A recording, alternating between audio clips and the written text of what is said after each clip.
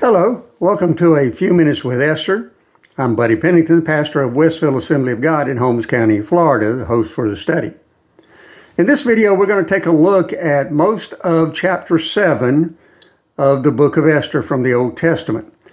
Chapter 7, verses 1 through 10 is the complete chapter. We will probably get through verse 8.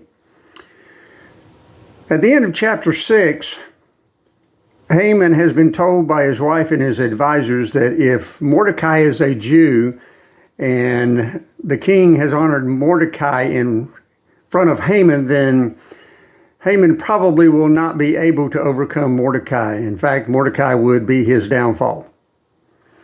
At the beginning of chapter 7, the eunuchs come to get Haman to go to the second banquet that Esther had invited him and the king to. It's at this second banquet that we find Haman's downfall.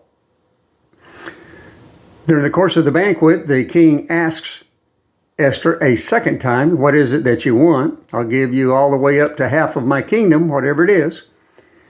And she pleads for herself and for her people, who she tells the king are condemned to die. She says to him that if we had just been sold into slavery, I wouldn't have bothered you with it, but they're trying to kill us. The king, in rage, wants to know who is trying to plot the death of his queen and all of her people. Esther points out Haman. Now, it's at that point that the king is absolutely furious at Haman. He rises and goes out into the garden of the palace because he is so mad. There's a good chance that he's trying to gain his composure before he takes care of Haman. Haman realizes that he's in very, very serious trouble with the king because of what has transpired, and he decides to stay in the banquet room with the queen to beg for his life. Now, in doing so, he drops down on the couch or the place that she was reclining for the banquet to plead for his life. It's at that point that the king comes in.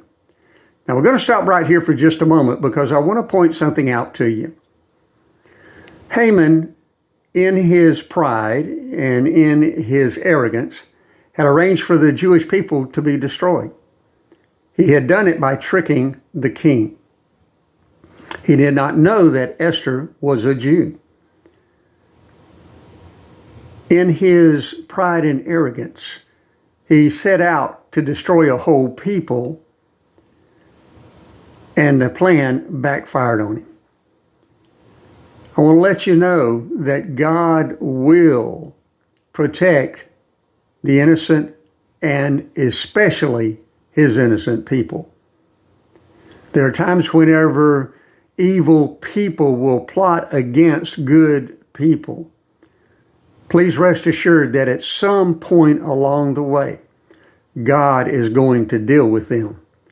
Now, sometimes we realize that God does not deal with evil people during their mortal lifetime, but he will deal with them in the end.